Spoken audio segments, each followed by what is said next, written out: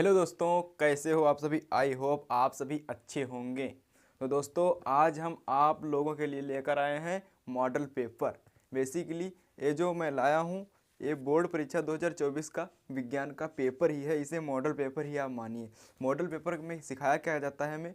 Model paper में हमें ये सिखाया जाता है कि हमारा बोर्ड का पेपर जो होगा उसका पैटर्न क्या होगा, वो किस तरह से व्यवस्थित होगा, कितने कितने अंगों में कितने कौन कौन सी विषय विभाजित होगी। हमारे क्लास 10th में जो साइंस है उसमें फिजिक्स, केमिस्ट्री, बायो तीनों विषयों का पेपर एक ही पेपर में होता है।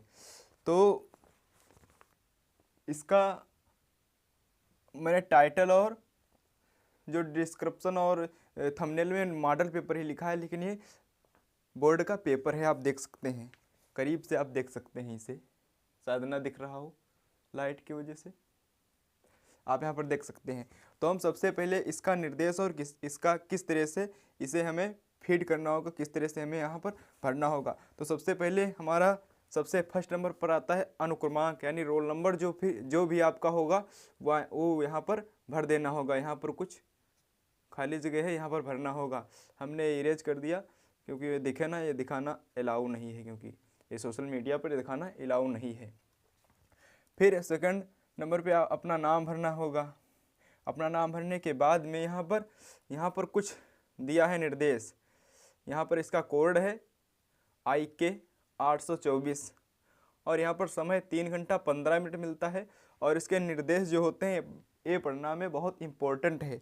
15 मिनट हमें पेपर पढ़ने के लिए होते हैं और जो 3 घंटे होते हैं वो हमें हल करने के लिए होते हैं। तो सबसे पहले हम निर्देश नंबर 1 पर पढ़ते हैं। प्रारंभ के 15 मिनट परीक्षार्थियों को प्रश्न पत्र पढ़ने के लिए निर्धारित हैं। यानी 15 मिनट आप पढ़ सकते हैं इस पेपर को। उसके बाद अपने 3 घंटे जो मिलते हैं उसमें आप लिख सकते हैं, अपना हल कर सकते हैं। प्रश्न पत्र 2 खंडों, खंड आ और खंड बा में विभाजित है। ये जो प्रश्न पत्र है ये खंड आ में बहुविकल्पीय प्रश्न और खंड बा में वर्णनात्मक प्रश्न होते हैं। खंड आ तथा खंड बा 3 उपखंडों, जो खंड आ है वो उपखंड 3 उपखंडों में विभाजित है। 1 उपखंड और 2 उपखंड, 3 उपखंड। ये उपखंड क्या है देखिए, उपखंड 1 में होगा फिजिक्स, उपखंड 2 में होगा केमिस्ट्री और उपखंड 3 में होगा बायोलॉजी, हमारी जीव विज्ञान होगी। इस तरीके से हमारे उपखंड भी बटे होंगे, ऑब्जेक्टिव में भी और जो वर्णनात्मक है इसमें भी इस प्रकार से उपखंड होंगे। अब हमारे पास आता है प्रश्न पत्र के खंड आ में बहुविकल्पीय प्रश्न हैं जिनमें सही विकल्प का चयन करें और OMR पत्रक पर नीले अथवा काले बॉल पॉइंट पेन से सही विकल्प वाले गोले को पूर्ण रूप से भरें। OMR उत्तर पत्रक पर उत्तर देने के पश्चात उसे काटे नहीं तथा इरेजर अथवा व्हाइटनर का उपयोग न करें।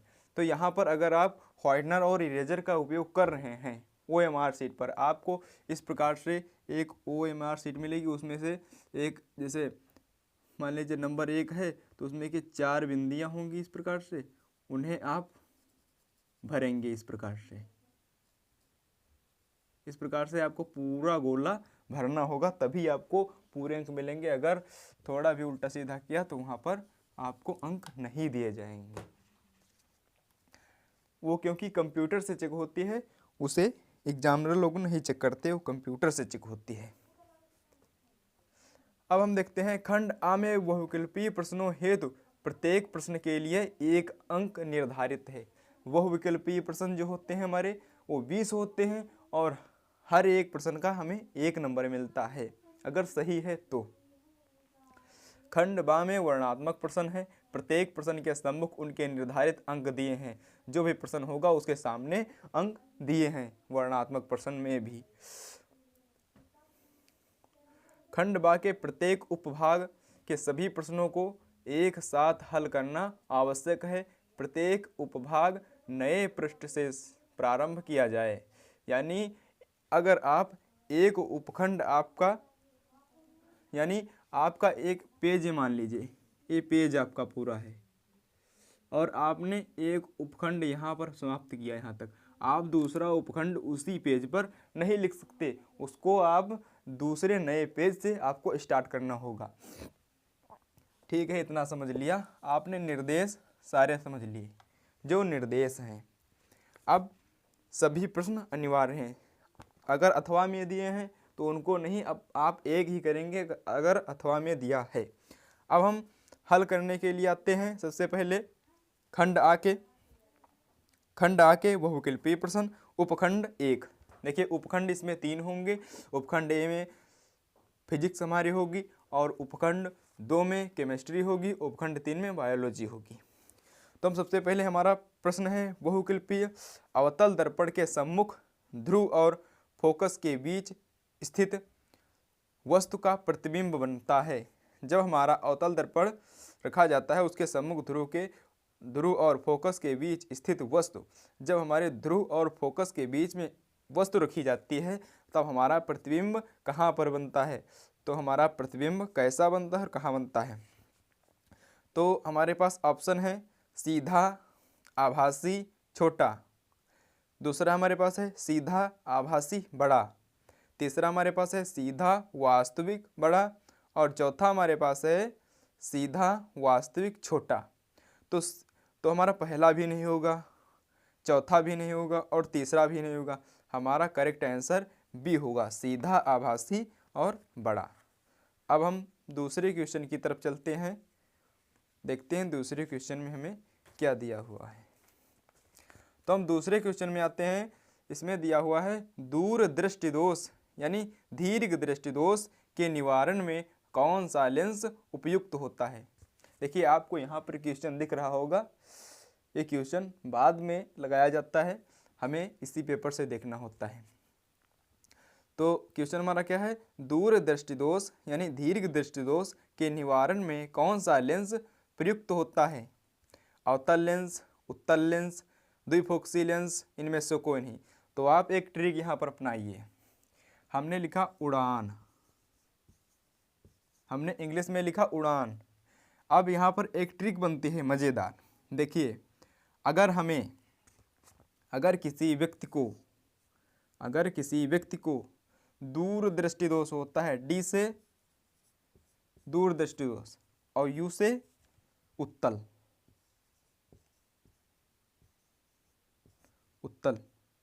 देखिए अगर दूर दृष्टि दोष है तो उत्तल लेंस लगेगा, अगर निकट दृष्टि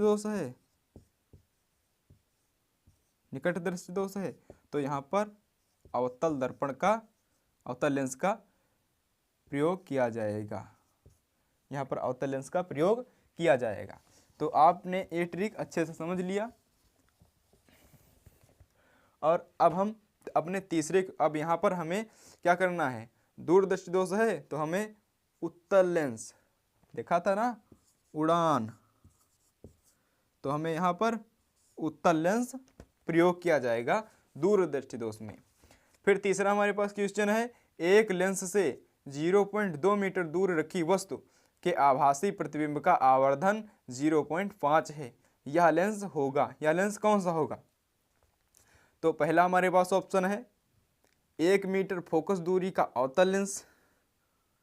दूसरा हमारे पास बी है 0.2 मीटर फोकस दूरी का अवतल लेंस, उसमें अवतल 1 मीटर फोकस दूरी का और इसमें 0.2 मीटर फोकस दूरी का अवतल लेंस। और तीसरा हमारे पास है 0.1 मीटर फोकस दूरी का अवतल लेंस और हमारे पास डी है 0.2 मीटर फोकस दूरी का उत्तल लेंस। तो हमारे पास ये तीसरा सी वाला होगा 0.1 मीटर फोकस दूरी का उत्तल लेंस, हमारे पास ये करेक्ट आंसर हो जाएगा। अब हमारे पास चौथा क्वेश्चन है, जब श्वेत प्रकाश कांच के प्रिज्म से गुजरता है तो प्रिज्म के आधार की ओर अधिकतम झुकी प्रकाश की किरण का रंग होता है। देखिए हमने ये करा रखा है, पूरा टॉपिक अच्छे से समझा रखा है। अब फिर से हम एक बार रिवीजन करते हैं। देखिए मान लीजिए कोई यहाँ पर एक प्रिज्म रखा है और यहाँ से कोई श्वेत प्रकाश की किरण आती है, और वो 7 रंगों में विभाजित हो जाती है।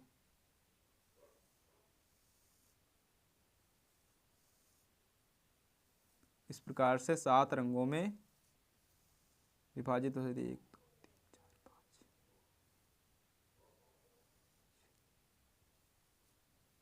इस प्रकार 7 रंगों में विभाजित हो जाती है। तो सबसे ऊपर आता है लाल कलर हमारा, जो जो कम जुकती है, और इसमें क्या पूछ रहा है, अधिकतम। और नीचे आता है बैंगनी,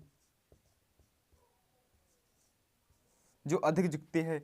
फिर लाल, नारंगी, पीला, हरा, इस प्रकार से चलते रहते हैं। तो इसमें हमें पूछ रहा है कि सबसे अधिक कौन सी किरण झुकती है। तो सबसे अधिक बैंगनी झुकती है, क्योंकि सबसे नीचे होती है। सबसे अधिक बैंगनी झुकती है। अगर यहाँ पर होता सबसे कम कौन सी झुकती है, तो यहाँ पर हमारा लाल सबसे ऊपर वाली हो जाती है किरण। अब हमारे पास 5वां प्रश्न है, R1 तथा R2 प्रतिरोधों के 2 तार समांतर क्रम में जोड़े जाते हैं, इनका तुल्य प्रतिरोध होगा। यहाँ पर कोई नंबरिंग नहीं दी है, केवल R1 R2 दिया हुआ है। समांतर क्रम अगर श्रेणी क्रम में होते तो R1 प्लस R2 हो जाता, हमारा सिंपल था।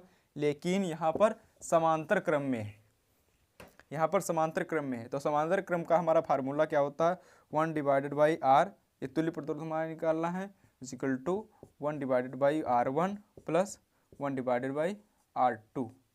तो हमारे पास अब इसका मल्टीप्लाई हो जाता है। देखिए R1 गुणे R2 और divided by R1 plus R2, हमारा ये तीसरा वाला हो जाएगा। तो पहले में ये यहाँ पर हमें ऑप्शन दिया हुआ है R1 plus R2 V R1 गुणे R2, तीसरा हमारे पास है R1 गुणे R2 divided by R1 plus R2, और हमारे पास चौथा है R1 plus R2 divided by R1 plus R1 गुणे R2। तो हमारे पास तीसरा हो जाएगा R1 गुणे R2 divided by R1 plus R2।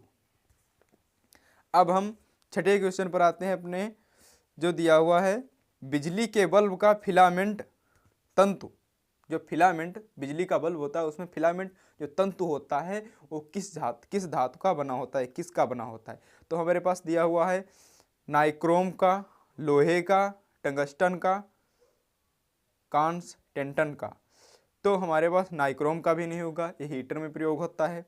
लोहे का तो कतई का होगा ही नहीं, और यहाँ पर हमारा करेक्ट आंसर टंगस्टन हो जाएगा, क्योंकि उसका जो बिजली के बल्ब का फिलामेंट हो जाता तंतु होता है वो टंगस्टन का होता है। हमारे पास 7वां प्रश्न है, वैद्युत सेल में रूपांतरण होता है, वैद्युत सेल में रूपांतरण कैसे होता है। तो हमारे पास ऑप्शन है, रासायनिक ऊर्जा का वैद्युत ऊर्जा में परिवर्तन करता है, वैद्युत ऊर्जा का यांत्रिक ऊर्जा में, यांत्रिक ऊर्जा का वैद्युत ऊर्जा में, वैद्युत ऊर्जा का रासायनिक ऊर्जा में। तो हमारा जो वैद्युत बल्ब होता है ये रासायनिक ऊर्जा का वैद्युत ऊर्जा में रूपांतरण करता है। हमारे पास अब 8वां आता है। यहाँ से यहाँ तक हमारे क्लियर हो गए 7 क्वेश्चन जो फिजिक्स के थे, और ये 7 अंक का फिजिक्स बहुविकल्पी आता है। अब हमारे पास आते हैं 8वां क्वेश्चन जो है केमिस्ट्री का। यहाँ से केमिस्ट्री हमारी चालू हो जाती है 2।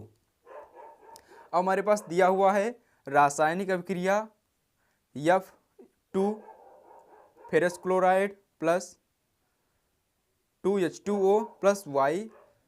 अब हमारे पास ये अभिक्रियात्मक ये जो तीर लगा हुआ है।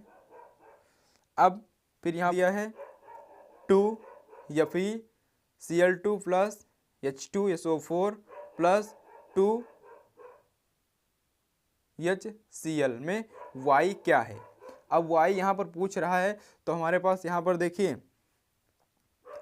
Fe यहाँ है, Fe यहाँ पर है। देखिए 2 Fe यहाँ और 2 Fe यहाँ। क्लोरीन कितनी यहाँ पर है, क्लोरीन है 3, क्लोरीन यहाँ पर 3 है, तो क्लोरीन ये 2 इसके Fe के साथ में, और एक यहाँ हाइड्रोक्लोरिक जो बना रहा है ये 2 क्लोरीन हमारे पास 3 हो गए। अब क्या बचता है, अब ऑक्सीजन, ऑक्सीजन यहाँ पर 2 है और यहाँ पर ऑक्सीजन 4 है, पकड़ लिया। ऑक्सीजन यहाँ पर 4 है, तो हमारे पास SO2 हो जाएगा, क्योंकि यहाँ पर ये जो सल्फर है ये भी फालतू का है, इसके जगह पर Y है यहाँ पर, तो हमारा दूसरा हो जाएगा SO2। अब हमारा 9वां क्वेश्चन है, निम्नलिखित में कौन सा अम्लीय लवण है? तो हाइड्रोक्लोरिक अम्ल, हाइड्रोक्लोरिक नहीं, सोडियम क्लोराइड, ये तो लवण है, ये अम्लीय नहीं हो सकता। और हमारे पास दूसरा है सोडियम हाइड्रोसल्फेट, और हमारे पास तीसरा है Na2SO4, और चौथा है पोटेशियम साइनाइड KCN। तो हमारे पास यहाँ पर हमारा करेक्ट आंसर हो जाएगा B NaHSO4। अब हमारे पास 10वां क्वेश्चन है, मैट में मुख्यतः होता है। तो मैट में मुख्यतः होता है, ऑप्शन हमारे पास है FeS, दूसरा Cu2S copper sulphate, ferrous sulphate, ये दूसरे दो हमारे हो गए।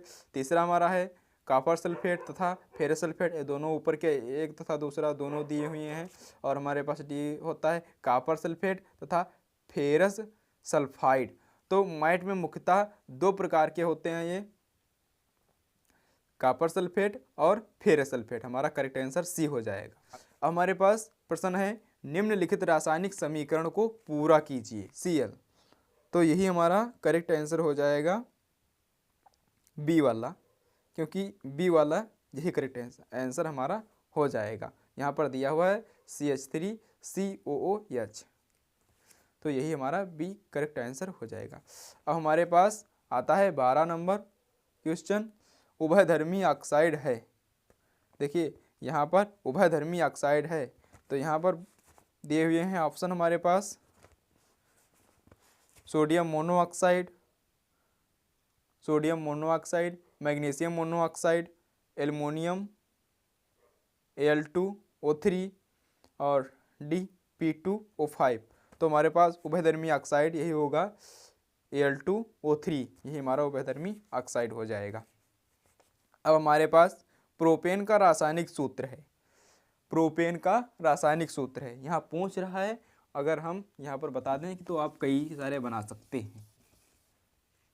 अगर हमें एल्केन का कोई भी सूत्र बनाना है, methane, ethane, propane, butane, pentane, hexane, heptane, octane, nonane, decane, कोई भी बनाना है तो एक सिंपल सी ट्रिक है, CnH2n। अगर प्रोपेन कितने नंबर पर आता है? 3 नंबर पर। देखिए मेथ, एथ, प्रोप, ब्यूट, 1 2 3, हम 4 बता दे रहे हैं। अगर यहाँ पर कोई भी हमें किसका भी हमें जो है सूत्र निकालना है, कोई भी हमें यहाँ पर रासायनिक सूत्र किसी का भी बनाना है, तो हमें मेथ का अगर निकालना है तो n के जगह पर n बराबर हम 1 रख देंगे। जहाँ पर हम n बराबर 1 रख देंगे तो हमारे पास ये बनकर उत्पाद तैयार होगा, तो हमारे पास CH4 तैयार होगा। अगर हम यहाँ पर 2 रख दें तो हमारे पास, अगर हम यहाँ पर 2 रख दें तो यहाँ पर देखिए 2 और यहाँ पर भी 2 हो जाएगा, तो हमारे पास 6 हो जाएंगे, C2H6 हो जाएगा। अगर हम यहाँ पर 3 रख दें प्रोपेन वाला, अगर हम यहाँ पर रख दें 3, और तब हमारे पास क्या हो जाएगा, यानी देखिए इसका तो गुणा हो जाएगा इसके साथ, 3 दूनी 6 और 6 2 ये जो प्लस के ये जो यहाँ पर लगे हुए हैं 6 2 8 हो जाएंगे।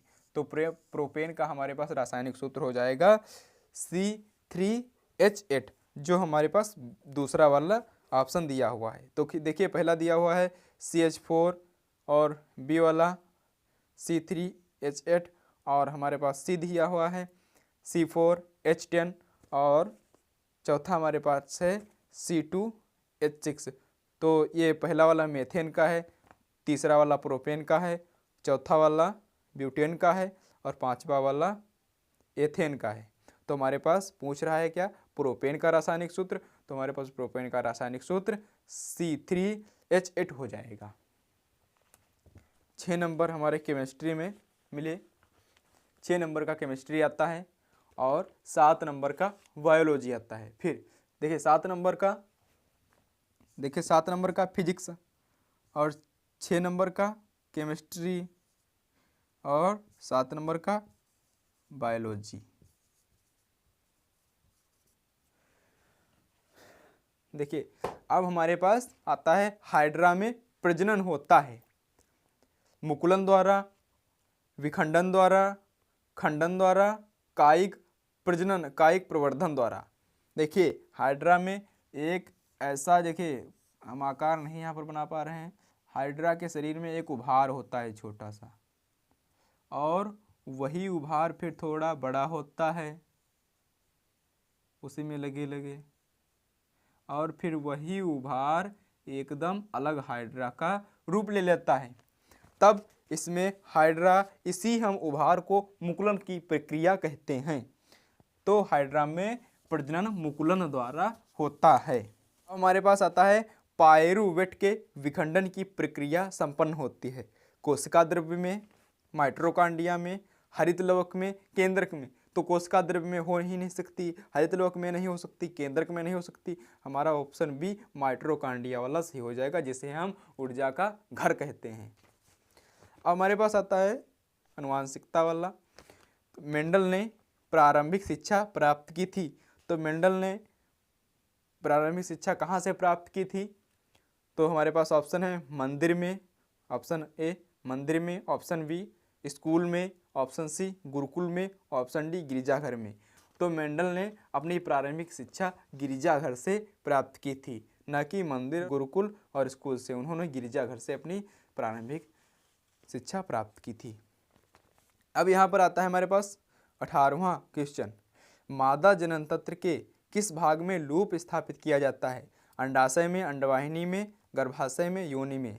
तो मादा जनन तंत्र में योनि जो गर्भाशय में स्थापित की जाती है, और दोनों अंड कोशिका को अवरुद्ध कर दिया जाता है।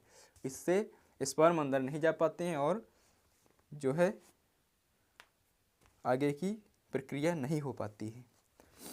अब हमारे पास 19 नंबर क्वेश्चन है, निम्न में से कौन सा अंग पौधों में नर जननांग का प्रतिनिधित्व करता है? जायांग, पुंकेसर, वर्तिकाग्र, अंडाशय। तो देखिए यहाँ पर 3 है, जो 3 यहाँ पर अंग हैं वो मादा के हैं, मादा पुष्प के हैं, और जो यहाँ पर पुंकेसर है यही है हमारा नर जनन तंत्र, और यही हमारा ऑप्शन सही हो जाएगा। निम्न में से कौन सा पर्यावरण मित्र व्यवहार कहलाते हैं? देखिए ये हमारा ऑप्शन, ये हमारा जो क्वेश्चन है आखिरी वाले लेसन का है, पर्यावरण वाले लेसन का है, और यहाँ पर हमारे पास ऑप्शन दिए हुए हैं। बाजार जाते समय खरीदे गए सामान को खरीदने के लिए कपड़े का थैला ले जाना चाहिए। देखिए बहुत अच्छी बात है, कपड़े का थैला ले जाने से कीटाणु नहीं पैदा होंगे। हमें जो पॉलीथीन में मिलता है वही पॉलीथीन नहीं लेंगे, कपड़े का लेंगे। सही बात है, ये तो सही है, लेकिन हम आगे भी ऑप्शन देखेंगे। अनावश्यक ऊर्जा खर्च बचाने के लिए लाइटों तथा पंखों का स्विच बंद करना चाहिए। देखिए अगर हमें लाइट की आवश्यकता नहीं है सोते समय तो हमें बंद कर देना चाहिए, इससे पर्यावरण मित्र में प्रभावित होगा, स्वच्छ होगा। ठीक है, ये भी सही है, ये भी तो सही लग रहा है। अब हमें तीसरा दिया हुआ है, वाहन के बचाए विद्यालय तक पैदल जाना। देखिए अगर वाहन से नहीं जाएंगे तो धुआं नहीं होगा, अगर धुआं नहीं होगा तो प्रदूषण नहीं फैलेगा, ये भी सही है। लेकिन हमारे पास चौथा दिया हुआ है उपर्युक्त सभी, ऊपर के चारों, उपर्युक्त सभी, तो हमारे पास यही ऑप्शन डी सही हो जाएगा, जो उपर्युक्त सभी कह रहा है, और हमारे चारों ऑप्शन सही हैं। तो फ्रेंड्स हमने यहाँ तक अपने बहुविकल्पीय क्वेश्चन को क्लियर किया, जो हमारे पास 3 उपभाग में विभाजित थे। उपभाग 1 में फिजिक्स के थे जो 7 क्वेश्चन थे, उपभाग 2 में केमिस्ट्री के जो थे क्वेश्चन 6 क्वेश्चन थे, और हमारे पास जो उपभाग 3 में थे वो बायोलॉजी के 7 क्वेश्चन थे। यहाँ पर हमारे टोटल क्लियर जो मार्क्स बनते हैं वो 20 मार्क्स बनते हैं। हमारे बहुविकल्पी का जो होता है 20 मार्क्स होता है और हमारा ये जो पेपर है वो यूपी बोर्ड का है। अब हम जो है लॉन्ग वाले जो क्वेश्चन हैं इन्हें हम क्लियर करेंगे।